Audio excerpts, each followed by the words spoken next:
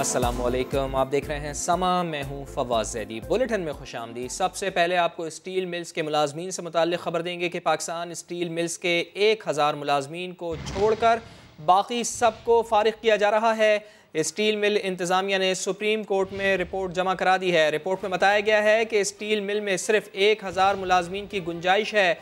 7884 मुलाजमीन को फ़ारिग कर रहे हैं।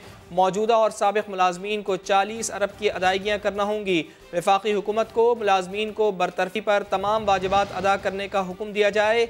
स्टील मिल्स इंतज़ामिया ने नए CEO की फौरी तैनाती की इस्तदा भी की है। मज़ीद जानते हैं समग्र नुमाइंदे ज़ुल्क़रनैन इक़बाल हमारे साथ मौजूद हैं। जी ज़ुल्क़रनैन इक़बाल, बताइएगा इंतज़ामिया का क्या मौक़िफ़ है?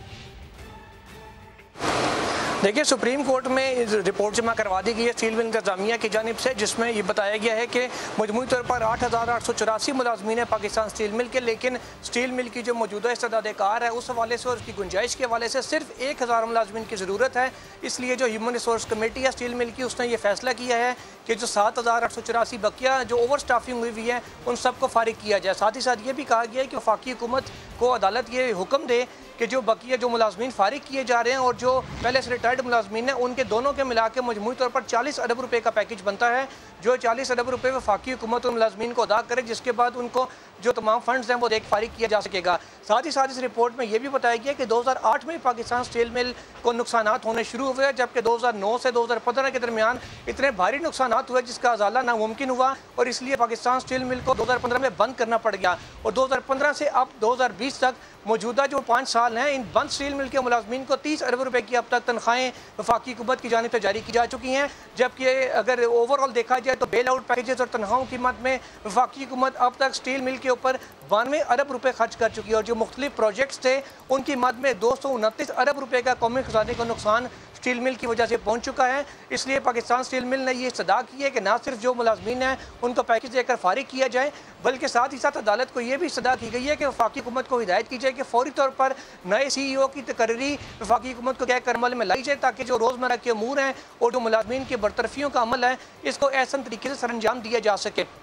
तो सुप्रीम कोर्ट गुज़श्ता जो समाअत है उसमें भी केस के अंदर ये वाज़ेह हिदायत दे चुकी है कि मुलाजमीन के बकायाजात और तनख्वाहों की अदायगी के लिए जो स्टील मिल की ज़मीनें हैं उनको किसी भी सूरत फ़रोख्त नहीं किया जा सकता। सुप्रीम कोर्ट इस पर एक बाकायदा स्टे ऑर्डर भी चीफ जस्टिस गुलजार अहमद की सरबराही में दिनों की बेंच जारी कर चुका है और सोमवार को मंगल को 9 जून को चीफ जस्टिस की सरबराही में जो बेंच है वो स्टील मिल्स के मुतालिक जो केसेस हैं उनकी दोबारा से समाअत भी करेगा। ठीक है ज़ुल्क़रनैन, साथ ही रहिएगा। हमारे साथ शकील अहमद भी मौजूद हैं और समा इस्लामाबाद के ब्यूरो चीफ सीनियर तज़कियाकार खालिद अजीम साहब भी हमारे साथ मौजूद हैं, उनकी जानिब जाएंगे। लेकिन पहले शकील अहमद, आप ये बताइएगा, जब पहले ये खबर आई थी तो क्या इतने ही मुलाजमीन की तादाद बताई गई थी जितनी अब स्टील मिल्स इंतजामिया बता रही है?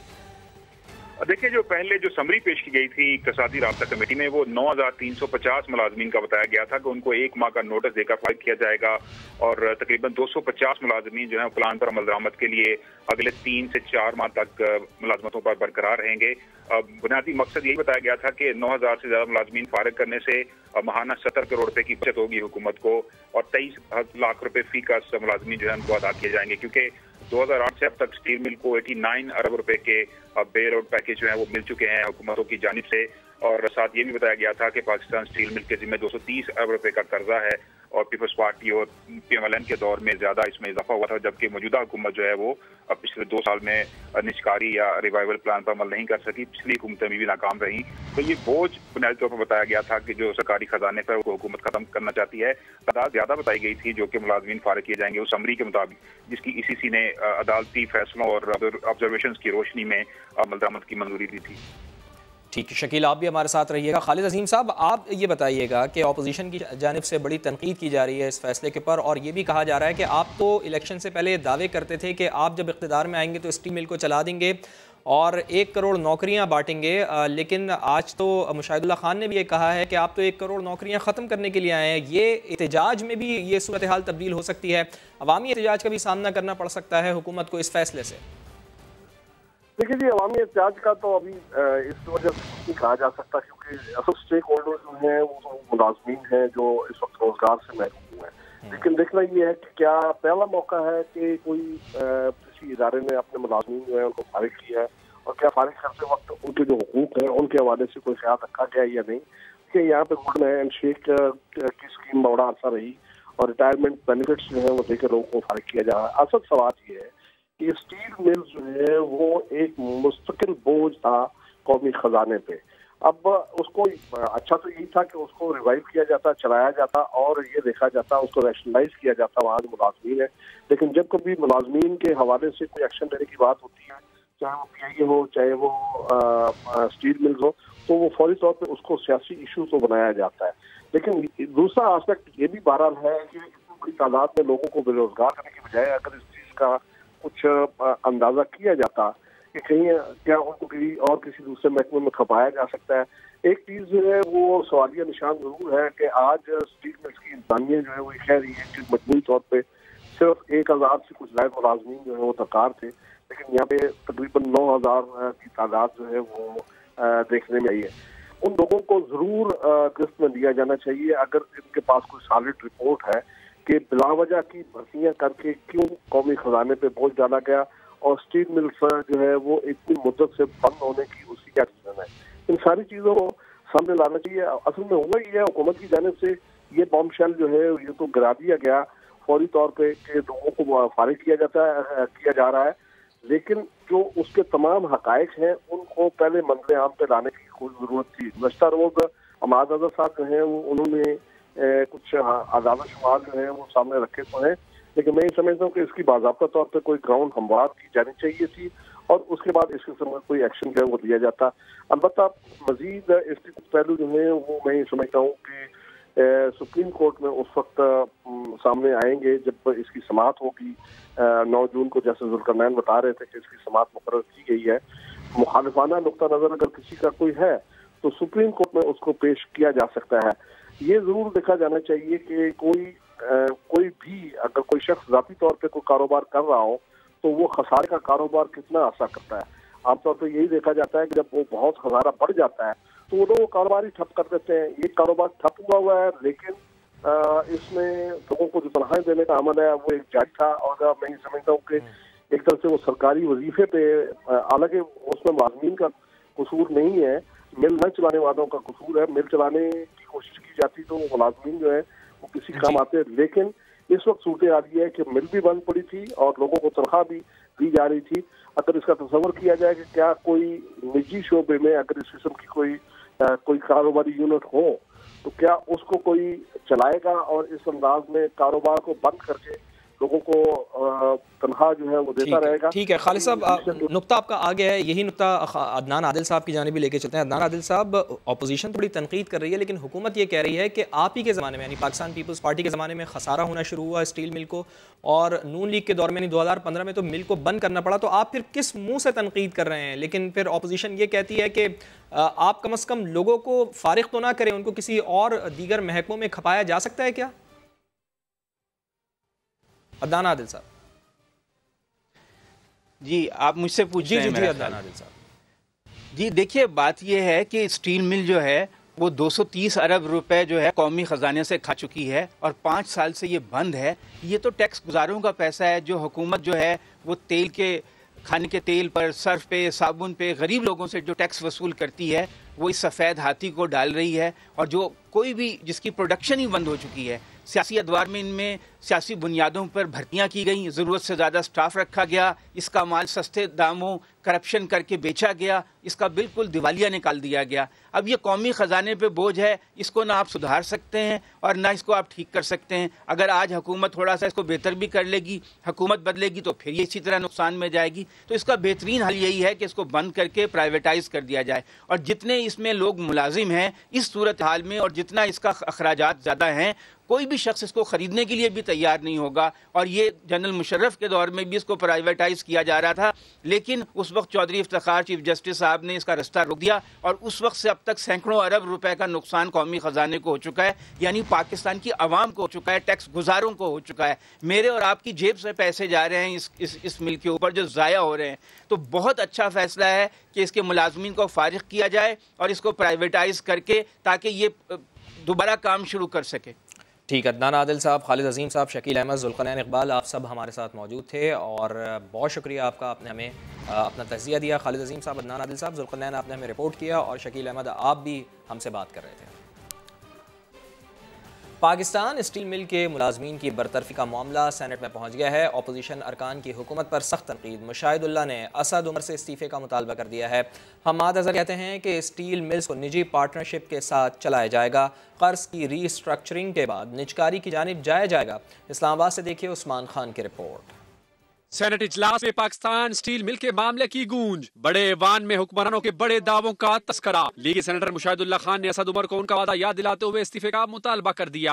عمران خان نے یہ کہا تھا کہ یہ اپنی ملیں فاؤنڈریاں چلا لیتے ہیں، یہ ملیں ہم چلا کے دکھائیں گے۔ اب کیوں نہیں چلا کے دکھا رہے؟ آپ نے ووٹ لینے وقت تو بڑی بڑے بڑکے ماری تھی، تو کیوں نہیں اب استعفے دیتے اسد عمر صاحب؟ حکومت اس ادارے کو چلانا، آگے بڑھانا نہیں چاہتی ہے۔ یہی وجہ ہے کہ ملازمین بھی پریشان ہیں، ریٹائر لوگ بھی پریشان ہیں۔ اب تک کوئی صورت اس کے بہتری کی نظر نہیں آ رہی ہے۔ صنعت و پیداوار کے وفاقی وزیر حماد اظہر نے ملازمین کو ملنے والی رقم اور آئندہ کی حکمت عملی بھی بتائی۔ وفاقی حکومت اس بند ادارے کو 5.5 سال سے ان ملازمین کو تنخواہیں دے رہی ہے اور 35 ارب روپے کی تنخواہیں دے چکی ہے۔ وہ حکومت پاکستان اسٹیل ملز کارپوریشن کی ملکیت ہی رہیں گے۔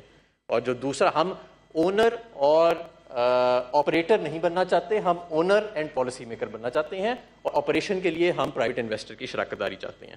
ہم اس کی ڈیٹ ریسٹرکچرنگ پہ جائیں گے اور پھر پرائیویٹائزیشن پہ جائیں گے۔ چیئرمین سینٹ صادق سنجرانی نے راجہ ظفر اللہ کے مطالبے پر اسٹیل ملز ملازمین کی برطرفی کا معاملہ متعلقہ قائمہ کمیٹی کے سپرد کر دیا۔ عثمان خان، سما، اسلام آباد۔ اور یہاں آپ کو ایک اہم خبر دیں گے کہ بیرون ملک سے آنے والے مسافروں کو کورونا ٹیسٹ کے بعد نتیجہ پازیٹیو ہونے کے بعد قرنطینہ کرنے کے بجائے گھر بھیجا جا رہا ہے۔ چین سے آنے والوں میں 9 مسافروں کا کورونا ٹیسٹ مثبت آ گیا ہے۔ تفصیل جان لیتے ہیں، سمگر نمائندہ خصوصی فیصل خان ہمارے ساتھ موجود ہیں۔ فیصل خان، جب ایک SOP بنا دی گئی ہے، باہر سے جو آئے گا اس کا ٹیسٹ اگر پازیٹیو آ گیا تو پھر اس کو کوارنٹائن کیا جائے گا، لیکن ان کو گھر کیوں بھیجا جا رہا ہے؟ دیکھیں فواد، بالکل ایسے ہی تھا، یہ SOP تھی، لیکن اب محکمہ صحت کی جانب سے کہا جا رہا ہے کہ وفاق کی جانب سے ایسے احکامات آئے کہ اب کسی بھی مسافر کو جو 48 گھنٹے کے لیے روکا جاتا تھا ٹیسٹ کے نتائج آنے تک، وہ نہیں روکا جائے گا۔ سب کے ٹیسٹ ضرور ہوں گے لیکن اس کے بعد وہ اپنے گھروں کو روانہ ہو جائیں گے۔ اسی طرح ہوا 2 تاریخ سے اس پر عمل کیا جا رہا ہے، اور اب تک 1050 مسافر 3 سعودی فلائٹ سے اور 1 چائنا کی فلائٹ سے آئے، جس میں سے مزید 9 جو چائنا کے مسافر آئے تھے چین سے، ان میں مثبت آیا ہے۔ اور یہ تمام مسافر زیادہ تر دوسرے صوبوں سے ان کا تعلق ہے، اپنے گھر چلے گئے ہیں۔ اس کی وجہ سے اب یہ خدشہ ظاہر کیا جا رہا ہے کہ یہ جو کورونا کے کیسز ہیں یہ مزید بڑھ سکتے ہیں۔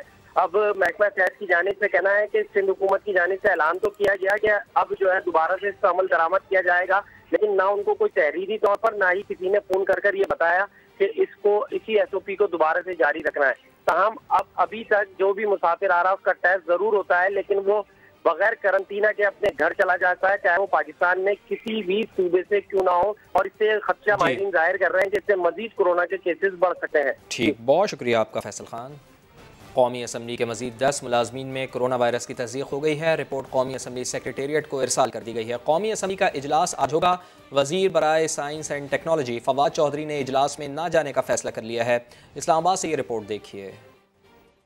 کورونا وائرس نے پارلیمنٹ میں بھی پنجے گاڑ لیے۔ قومی اسمبلی کے مزید 10 ملازمین میں کورونا وائرس کی تصدیق۔ 3 دن میں 30 سے زائد ملازمین مہلک وائرس کا شکار ہو چکے۔ NIH نے رپورٹ قومی اسمبلی سیکریٹریٹ کو ارسال کر دی۔ قومی اسمبلی کا اجلاس آج اسپیکر اسد قیصر کی زیر صدارت ہوگا۔ کورونا کا پھیلاؤ دیکھتے ہوئے وزیر سائنس اور ٹیکنالوجی کا اجلاس میں نہ جانے کا فیصلہ۔ کہتے ہیں گزشتہ ایک ہفتے میں درجنوں پارلیمنٹیرینز کورونا سے متاثر ہوئے۔ مہلک وائرس 5 ارکان پارلیمان کی جانیں بھی لے چکا ہے۔ کورونا صورتحال کے پیش نظر ورچوئل اجلاس بلایا جائے۔ وفاقی وزیر شہریار آفریدی، ارکان قومی اسمبلی ملک عامر ڈوگر، پیر ظہور حسین قریشی، ملک کرامت کھوکھر، گل ظفر خان اور محبوب شاہ میں وائرس کی تصدیق ہوئی۔ اسپیکر قومی اسمبلی اسد قیصر کورونا کو شکست دے کر معمول کی سرگرمیاں شروع کر چکے ہیں۔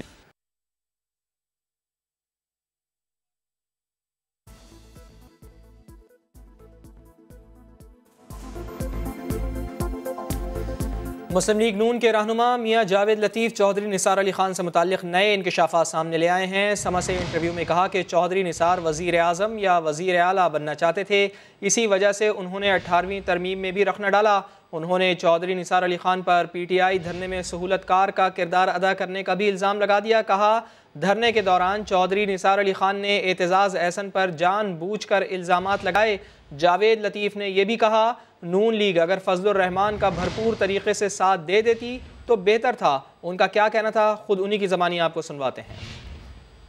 نے کہا تھا میں نے اس کو سہولت کار کہا تھا، اور یہ میں نہیں کہتا، پوری جماعت کہتی ہے اور پوری جماعت کو علم ہے۔ جب پریس کانفرنس کی چودھری نثار صاحب نے اعتزاز احسن کے خلاف، ان دنوں میں تو یہ ایشو نہیں تھا، ایشو بنایا گیا، اور پھر اسمبلی سے اس دن بائیکاٹ کر رہی تھی پیپلز پارٹی، جو جوائنٹ سیشن تھا، اور اس میں رات طے ہوا کہ چودھری صاحب سے کہا جائے کہ وہ ایکسکیوز کریں، اس طرح کی بات نہیں کرنی چاہیے، مگر انہوں نے انکار کر دیا، اور پھر طے ہوا کہ راجہ ظفر الحق صاحب جو چودھری نثار صاحب کی طرف سے گفتگو ہوئی ہے اس پر جو دل آزاری ہوئی ہے پیپلز پارٹی کی قیادت کی، اس پر ایکسکیوز کر لیں گے۔ تو ہمیں ایسا لگا کہ انہوں نے یہ فائل کر لیا ہے تمام پیپلز پارٹی کو کہ اگر نواز شریف صاحب اس کا جواب نہیں دیں گے تو ہم آج ہی یہاں سے بائیکاٹ کر کے نکل جائیں گے۔ تو پھر میں سیٹ سے اٹھ کے گیا نواز شریف صاحب کے پاس، اور میں نے ایک ان کے ہاتھ میں چٹ پکڑائی اور میں نے اس پہ لکھا تھا اگر آپ خود کھڑے ہو کے پیپلز پارٹی کو وضاحت نہیں دیں گے تو اس کے نتائج برے ہوں گے۔ آج آپ نے فیصلہ کرنا ہے کہ چودھری نثار کو ساتھ رکھنا ہے یا پیپلز پارٹی کو ساتھ رکھنا ہے۔ تو پھر اس کی جواب میں نواز شریف صاحب کھڑے ہوئے اور انہوں نے وضاحت کی اور پیپلز پارٹی مطمئن ہوئی۔ یہی وجہ بنی چودھری نثار کی اختلافات کی پہلی بنیاد یہیں سے شروع ہو گئی تھی؟ نہیں، جو اختلاف کی وجہ ہے نا وہ بڑی پرانی ہے، وہ خواہش ہے ان کی کہ نمبر 2 کب تک میں رہوں۔ مجھے ان کا خواہش تھی کہ یا صوبے کا وزیر اعلیٰ یا پرائم منسٹر۔ 18ویں ترمیم ابھی بھی منظور نہیں ہوئی تھی، تو چودھری نثار صاحب کے بطور اپوزیشن لیڈر کے اکثر پیپلز پارٹی کے ساتھ اجلاس کے دوران تلخی ہو جایا کرتی تھی۔ چودھری صاحب کا شاید یہ بھی تھا کہ نہ وہ منظور ہو اور نہ اگر اس وقت مولانا فضل الرحمان کا بھرپور طریقے سے ساتھ دیا جاتا، قوم کو ساتھ لے کر مسلم لیگ نکلتی تو بہتر تھا، مگر ایک فیصلہ آ گیا اور وہ ایک دوسرا نقطہ نظر تھا۔ پارٹی کا مشاورتی جو دائرہ ہے اس کو وسیع کرنا چاہیے۔ جب یہ نیب بنا تو مجھے اس وقت بھی بلایا گیا تھا، اور میں 2000 سے 2003 تک اس وقت ان کا آفس تھا تو میں پیش ہوا کرتا تھا۔ 3 سال میں دوسرے تیسرے دن جاتا تھا، یہی ایسٹ تھے جو آج پوچھے جا رہے ہیں اس وقت بھی۔ اور 3 سال بعد جب 2002 کے الیکشن گزر گئے تو 2003 آ گیا تو مجھے انہوں نے کلین چٹ دے دی کہ ٹھیک ہے یہ ہم مطمئن ہیں جو آپ کے ایسٹ ہیں، نیب کو کوئی مطمئن نہیں کر سکتا۔ انکشافات کر رہے تھے عدنان عادل صاحب بھی اسی پر ہمارے ساتھ موجود ہیں، ان سے تجزیہ لیتے ہیں۔ جاوید لطیف صاحب کا انٹرویو آپ نے سنا، عدنان عادل صاحب بڑے بڑے انکشافات انہوں نے کیے۔ انہوں نے کہا کہ چودھری نثار یہ سوچتے تھے کہ آخر میں کب تک سیکنڈ پوزیشن پر ہوں، وزیر اعظم بننا چاہیے مجھے یا وزیر اعلیٰ بننا چاہیے۔ اسی وجہ سے چودھری نثار علی خان نے 18ویں ترمیم میں بھی رکھنا ڈالا، چونکہ 18ویں ترمیم کی وجہ سے ہی میاں محمد نواز شریف تیسری بار وزیر اعظم بنے تھے۔ چودھری نثار نہیں چاہتے تھے کہ وہ تیسری بار وزیر اعظم بنے۔ چودھری نثار جو ہیں ان کی نون لیگ کے لیے بڑی خدمات ہیں اور خود نواز شریف کے لیے بڑی خدمات ہیں۔ نواز شریف آج جس سیاسی مرتبے پہ فائز ہیں ان کو پولیٹیکلی اسٹیبلش کرنے کے لیے چودھری نثار نے بہت اہم کردار ادا کیا ہے۔ تو اگر ان کی خواہش تھی کہ وہ چیف منسٹر بن جاتے تو کوئی ایسی غلط خواہش بھی نہیں تھی۔ وہ پارٹی کے سینئر موسٹ نواز شریف کے بعد رہنما تھے، اور کوئی اجارہ داری تو نہیں ہے کہ یہ کوئی پاکستان جاگیر ہے اور پنجاب جاگیر ہے شریف خاندان کی کہ وزیر اعلیٰ بھی شریف خاندان کا بنے گا، وزیر اعظم بھی شریف خاندان کا ہوگا۔ تو اگر چودھری نثار یہ چاہتے تھے تو انہیں وہ ڈیزرو کرتے تھے، ان کو یہ ریوارڈ ملنا چاہیے تھا۔ لیکن اس کے اوپر تو ان کے بہترین دوست شہباز شریف تھے نا وزیر اعلیٰ، وہ تو ان کو کیسے ان کے لیے کیسے خواہش رکھ سکتے تھے؟ وہ تو ان کے بہترین دوست ہیں۔ جی یہ بات صحیح ہے کہ شہباز شریف اور چودھری نثار بہت گہرے دوست تھے، لیکن اگر شریف خاندان میں ظرف ہوتا تو وہ ان کو پنجاب کی چیف منسٹرشپ دے سکتے تھے۔ لیکن یہ تو ایک مفروضہ ہی ہے نا، ان پہ الزام ہے کہ وہ ایسا چاہتے تھے، کوئی اس کا ثبوت تو ہمارے پاس نہیں ہے۔ لیکن یہ کہ چودھری نثار بھی کہتے ہیں کہ جب عمران خان کا دھرنا ہوا تو انہوں نے اس بات کی شدید مخالفت کی تھی کہ دھرنے کے لوگوں کو ڈی چوک میں آنے دیا جائے، مگر ان کی مخالفت کے باوجود آنے دیا گیا۔ تو اس میں تو دو مختلف قسم کے ورژنز ہیں، لیکن اب یہ کہ دیکھیے وہ اتنے اہم آدمی ہیں، ان کی سیاسی اہمیت، حالانکہ وہ خاموشی سے گھر بیٹھے ہیں، مگر ان کے ساتھ جو نون لیگ کے لیڈر ہیں چھیڑ چھاڑ کرتے رہتے ہیں۔ نواز شریف خود ان کے خلاف بیان نہیں دیتے ہیں، لیکن جو چھوٹے لیڈر ہیں، کبھی پرویز رشید ان کے خلاف بیان دے دیتے ہیں، کبھی جاوید لطیف دے دیتے ہیں۔ تو اسی سے آپ ان کی اہمیت کا اندازہ لگائیے کہ چودھری نثار اس حالت میں بھی، جبکہ وہ ابھی انہوں نے صوبائی اسمبلی میں الیکٹ ہو گئے، حلف بھی نہیں اٹھایا، ابھی بھی یہ سمجھتے ہیں کہ وہ اتنے اہم ہیں کہ ان کے اوپر تنقید کی جائے۔ میرا خیال ہے کہ چودھری نثار نے بھی کچھ کافی دیر کر دی۔ وہ اگر ان کے اختلافات تھے وہ پہلے ہی اپنی راہیں جدا کر لیتے نواز شریف سے تو اس حالت میں نہ ہوتے، لیکن چودھری نثار نے ایک بات ثابت کرنے کی کوشش کی کہ وہ ایک وزیدار آدمی ہیں، اپنے لیڈر کو مشکل حالات میں نہیں چھوڑ سکتے، تو اس لیے وہ خاموش ہو کر بیٹھ گئے، لیکن نواز شریف کی مخالفت انہوں نے نہیں کی۔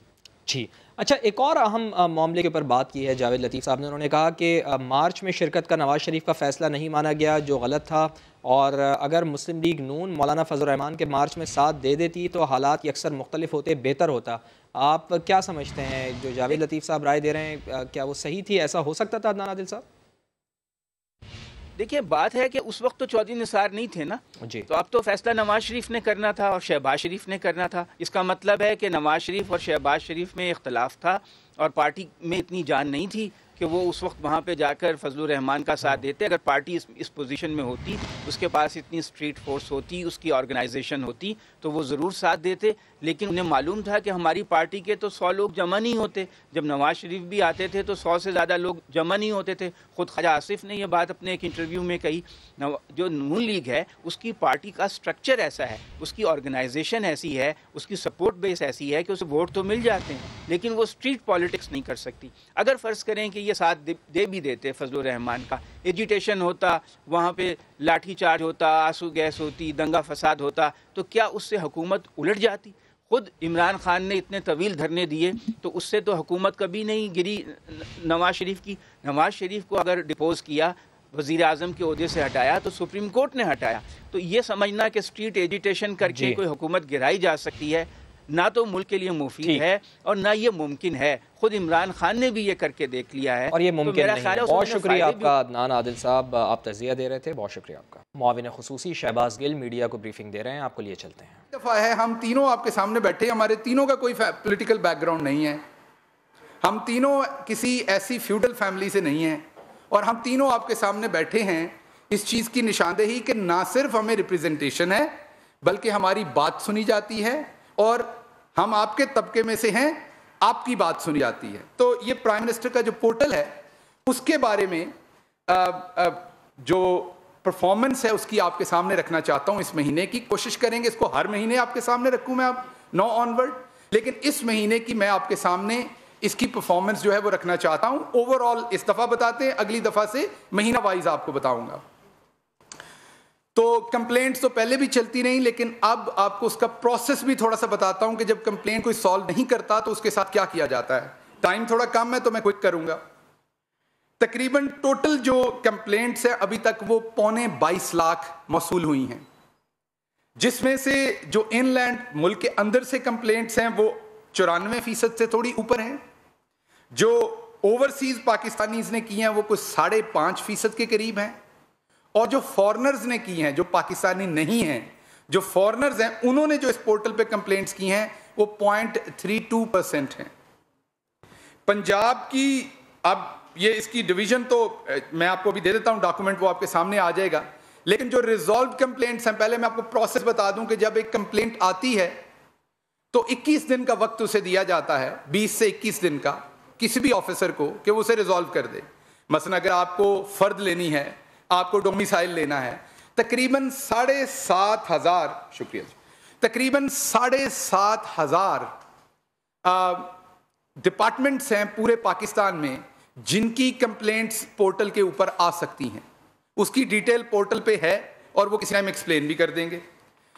ان 7,500 ڈپارٹمنٹس میں شناختی کارڈ ہے، آپ کا جو بلدیہ کا نظام ہے اس سے ریلیٹڈ ہے، کوئی بھی جو آپ کی بیسک ضرورتیں ہیں عوام کی ان سے ریلیٹڈ ڈائریکٹ آپ پرائم منسٹر کے پرائم منسٹر آفس میں اپنی آواز بلند کر سکتے ہیں۔ वहां से वो कंप्लेंट उसी टाइम उस डिपार्टमेंट को भेजी जाती है, उन्हें 20 से 21 दिन दिए जाते हैं कि वो उस कंप्लेंट को सॉल्व करें। अगर वो उसमें नहीं करते तो उसके बाद उनको एक नोटिस भेजा जाता है कि आपने इसे नहीं किया, उसको हम शहबाज गिल प्रेस कॉन्फ्रेंस कर रहे हैं। अब ये एक ब्रेक लेते हैं, हमारे साथ रहिए।